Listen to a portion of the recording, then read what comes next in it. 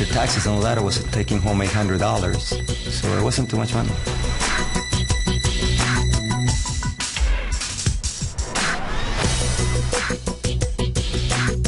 Well, I used to be a dental hygienist up in Canada, and I hated that job. You know, I cleaning other people's dirty teeth all day.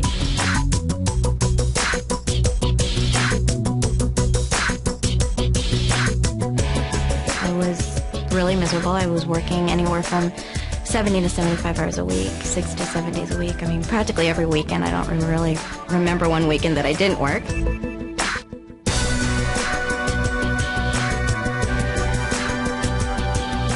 I couldn't just quit what I was doing and stay home with my son as I wanted to. Literally, someone else was raising our child, and it wasn't with our principles and our morals, and that's no way to raise children.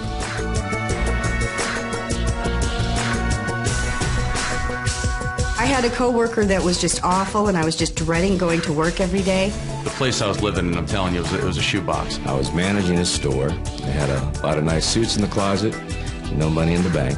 And as I looked 5 years down the road, everything looked pretty much the same. We got to a point where I just said, there's got to be a better way.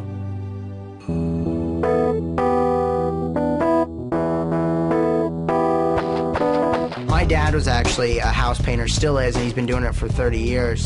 And I saw the road that he had been down, and I knew that I didn't want to be there, and I knew I didn't want to be doing that manual labor. I wanted to have something where I could use my mind and be excited about it. When we retired, our combined retirement Social Security income was about $28,000 a year. That just gets you by. I was waiting tables at Red Lobster. I had just failed out of college, and I was so broke, I was literally riding a bicycle to and from my job. And I really got depressed when I would walk into a business, because I did business to business. I was in outside sales. And they'd say, "Frank, the beeper guy's here." So when they started calling me the beeper guy, I realized I was in the wrong career. I don't want to be that anymore. But you'd have to get all excited about it. And I wasn't excited about it. I was a wholesale furniture agent, which was great money. But like I said, if I stopped selling, there was no income coming in. So essentially I was chained to the business. I had gone to law school, but for years I'd been a musician, and I thought, you can always be a lawyer. I want to be a rock and roll star. But the music business is nuts. It goes up and down. If I couldn't find a new tour, I'd be bartending and waiting tables and hoping that nobody would recognize me. Corporate America consisted of 60 to 70-hour work weeks, training executive management to do a job that I was doing, getting underpaid. And as the company grew, I became more valuable, so it was a double-edged sword. The better I was at what I did, the more responsibility that was thrown on me, and there's only one me, and I was doing the job of 3 or 4 people.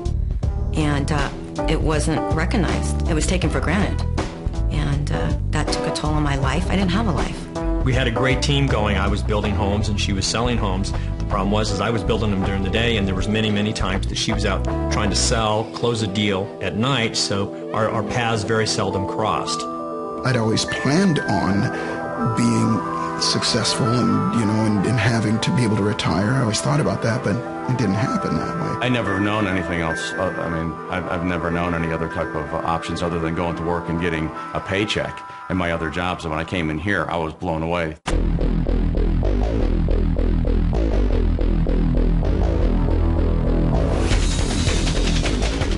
Cowabunga.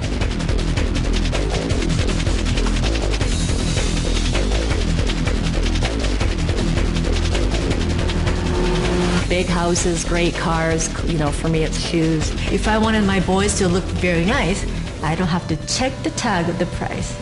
Get my clothes, put in the cart. We're changing lives. We're making a difference in the world. We're making a difference in the world. We're doing good in the marketplace, and that's everything.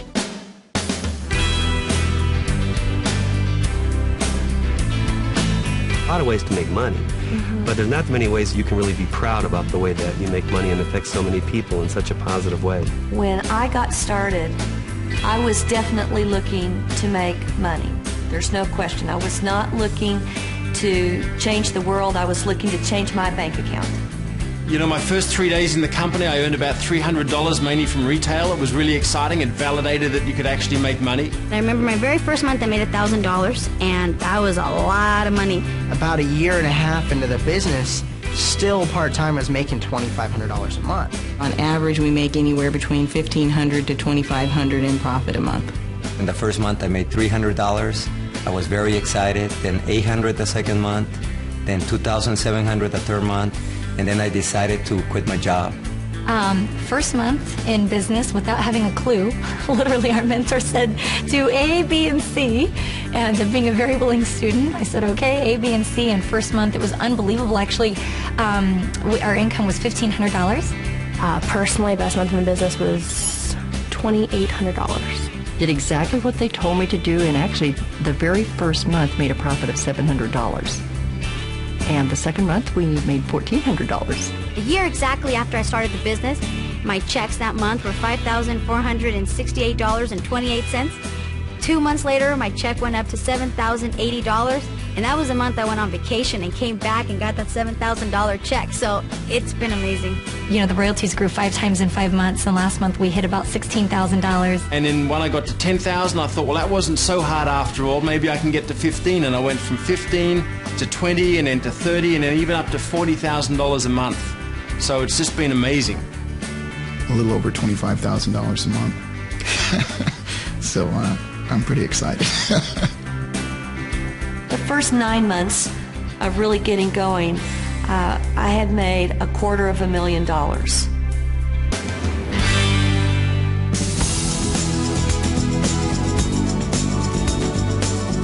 Everything already is really in place. We teach people exactly what to do, step by step. So it's not like traditional business where you're going to have to come up with a marketing plan. You're going to have to come up with a product line. You're going to have to figure out the manufacturing. None of that. It's literally, here's step number 1, here's step number 2, here's step number 3. So all you have to do is plug into the very extensive training program, start taking the first steps, which once you take the first step, that makes the next step easier. This is the perfect time and the right places and the right company. There's still people that say, you know, that's just too good to be true, but it's true. You know, I don't know what else to tell you.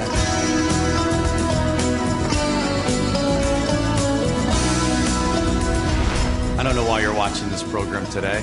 Maybe you're dissatisfied with your income. Maybe you're dissatisfied with your career.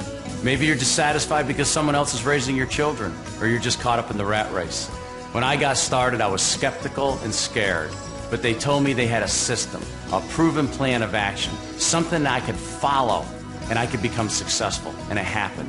Thousands of people around the world have followed a step-by-step system, and today they're enjoying their lives, their dreams are coming true. You know, sometimes the worst place to be is on the fence, undecided what to do. Sometimes you just have to pick up the phone, stop procrastinating. Think about this. Is the government going to take care of you? Is corporate America going to take care of you? What about the economy? Sometimes when we're relying on all these other sources, it doesn't happen. Sometimes a reality check. You know, we have to look in our bank account. We have to look at what we've earned so far in our lives for working so hard. And possibly it hasn't happened for you yet. We are absolutely confident that if you call us, we can help you.